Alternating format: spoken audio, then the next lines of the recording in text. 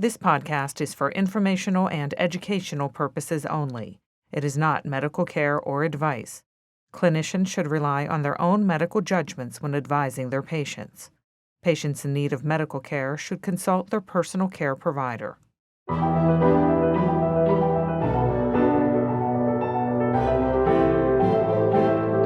It's a new year. Are you making any new resolutions, especially when it comes to your health? Hi, I'm Tonya Caruso. Welcome to this UPMC HealthBeat podcast. And joining us right now is Dr. Dewan Majid. He is a family medicine physician at primary care at Magee UPMC. Thank you so much for joining us. Thanks for having me. Pleasure's all mine. Okay, New Year's resolutions, coming off of the holidays. One of the first things everybody says is, I'm going to try to lose weight.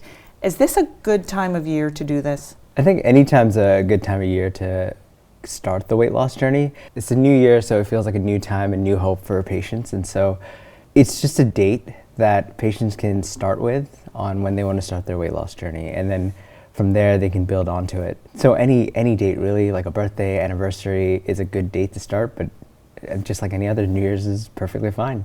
What are some of the conversations you have with patients and what you want them to be thinking about starting out on a weight loss journey?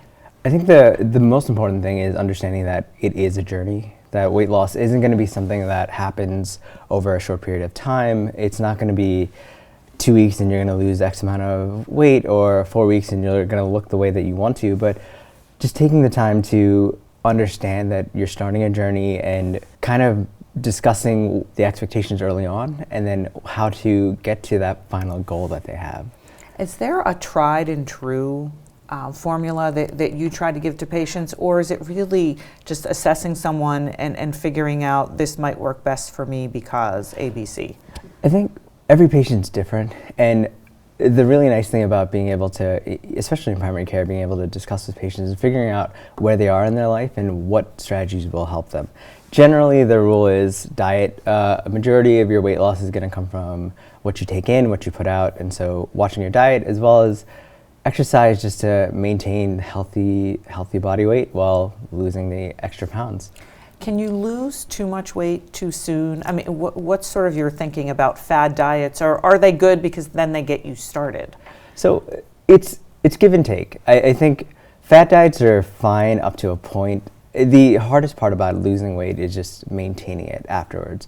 So certain diets will help you lose like 10, 15 pounds in 2 weeks, which is never the safest option. Usually we like to recommend a slower weight loss, at least like 1 to 2 pounds a week or every 2 weeks, just to get patients' bodies more used to that weight loss. And if it's into your schedule, you're not having any cravings outside of it, it's doable, but it is, again, like having a very in-depth conversation with patients about expectations of that diet. Mm-hmm.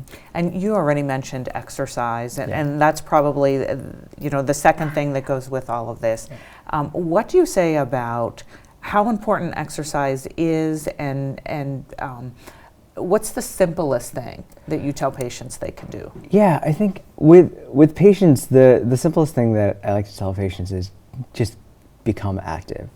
Everyone's in a different stage of where they are with activity. The general consensus is getting at least 150 minutes of physical activity a week, which comes down to around like 30 minutes a day. But certain patients don't have that time or can't see where they can fit that time into their schedule. And so just having a discussion about getting active in any way, shape, and form, even if that's just standing up from your desk a minute every hour or a couple of minutes a day just to march in place or to do jumping jacks, something that's easy to start off with and then building on top of that.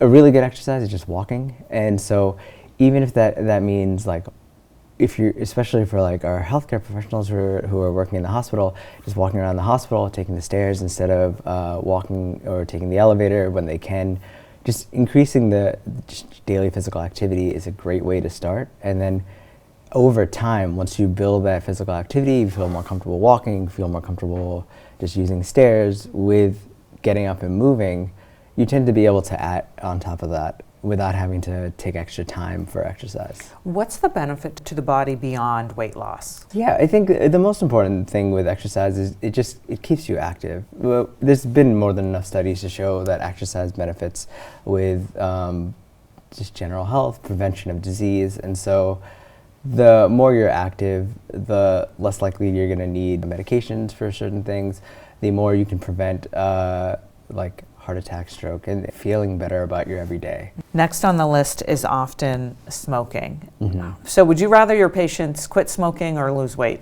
It's very individualized. Obviously, the hope is that they do both. I prefer smoking cessation first. There's been enough studies to show that patients who stop smoking, they may have a little bit of weight gain in the initial phases when they're trying to deal with the cravings, but over the long period of time, it's shown that smoking cessation has also led to weight loss. And so patients who have quit smoking have been able to hold off on smoking for a couple of months, have been shown to have better weight loss than patients who have quit smoking and then gone back to smoking, or those who haven't but have been trying to lose weight. We always talk about what can we do to help you quit smoking, and then once we get off that particular addiction, then how can we work with the weight loss? And let's give folks a sense, what's involved in smoking cessation? It's addiction management. The first thing is to figure out why patients smoke. So some patients have been smoking for a long time, they just kind of got into the habit of it. There's no specific triggers for why they smoke, they just kind of feel the need to smoke. Other patients, they smoke and there are certain triggers for it, and so things like anxiety, stress can sometimes lead them to smoke a little bit more. And so understanding why they're smoking is the first step to figuring out how to quit. Once we understand that, there are plenty of community resources available. So there are stop cessation lines that they have, there are text messaging services, online websites. For some patients, they may benefit from things like the nicotine replacement, so patches, gum, lozenges, and then other patients sometimes benefit from medication. So the two big ones that you'll hear about are Chantix and Wellbutrin tend to be the two big medications, and depending on what the patient needs, we discuss their options and then we try to help them with the weight loss. And you would say that's really the first step for anyone who wants to quit smoking or lose weight, is to really have a conversation with their doctor. Yeah, I think, the ability to quit smoking cold turkey is a thing. Like, some patients have been able to do it, but it's not always that easy. Again, you're fighting an addiction, and so although a small population of people may be able to do it, the majority of patients will quit, but then they'll quit for a couple of days and then they'll keep coming back. But at least the most important thing is to have the conversation to see how ready they are to quit. Once they're ready to quit, we can always talk about multiple options. I've had patients who benefited from just having the patch, from just having the gum. Some have needed the medication, but it's been beneficial to them. And then discussing like what's the best option for them, how long they need to be on treatment for, how to mitigate those triggers. Is there any science behind, if you do something for X amount of days, you have a better chance of succeeding? I think in the past I've read something about like 30 to 40 days is how long it takes to build a habit or to replace a habit in a sense. And so that comes out to about a month.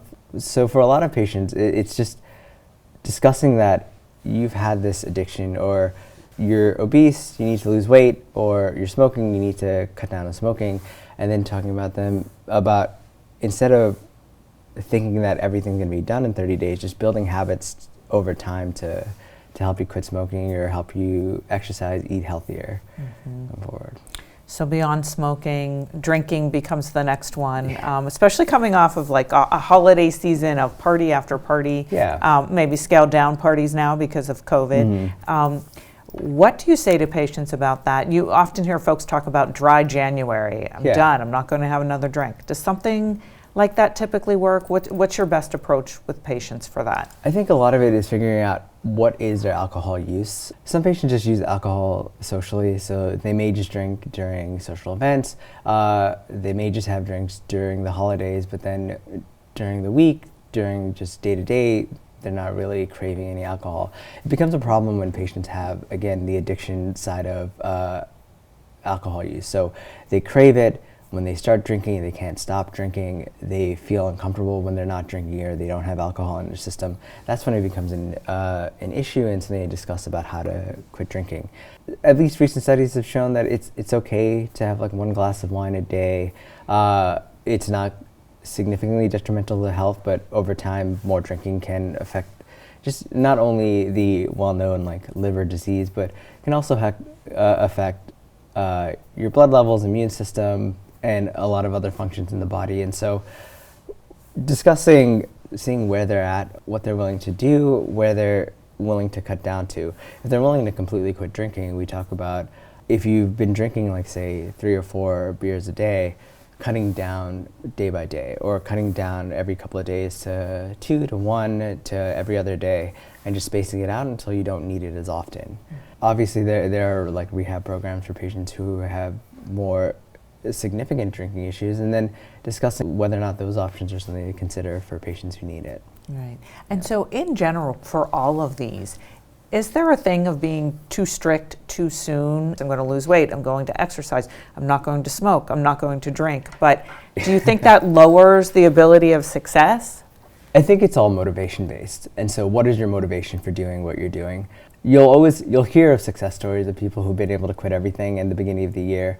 Usually there's something driving them to do that. For most patients though, trying to do everything at once means that you may not be 100% on anything and it may feel like a failure, but at least the most important thing is you're trying. And so for my patients, I like to at least discuss that. Let's start off with one thing and let's kind of move from there. So we started off with talking about weight loss as a goal for the new year. And for most patients, I talk about the first thing I do is just portion control. Maybe you're not going to start a restricted diet, or you're not going to switch over to vegetarian, to vegan diets, to the keto diet, but at least cut down on how much you're eating. And that's something that they can handle. Also discussing the ability to just write down how much of something you're doing. So a lot of patients tend to overestimate how much they exercise, underestimate how much they eat. And so writing everything down really helps you to visualize it and see like, oh, I did have like 2 snacks between lunch and dinner, or I did have a heavier dinner than I needed. And then cutting it down is a really good first step. And same thing with exercise, it's just building everything bit by bit. So for exercise, you say like start with 10 minutes a day, or start with 5 minutes a day, even just start with a minute a day of just get up, march in place, see how you feel.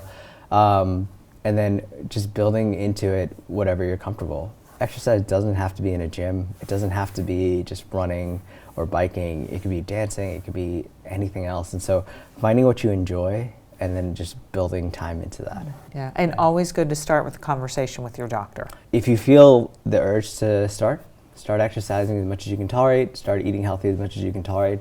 But if you have any questions about how to do it in a healthy manner, if you have any questions about, like, I've tried this before, it hasn't worked, or I want to do it and I want to do it right, we're always available. So definitely don't hesitate to come find us, come talk to us. And then I think talking with your provider about like ways to just better your health is always a good start. Yeah. Well, Dr. Dewan Majid, thank you so much for coming in and spending time with us today. We certainly do appreciate it. No, the pleasure is all mine. Thank you so much for having me. You're welcome. I'm Tonya Caruso. Thank you for joining us. This is UPMC HealthBeat.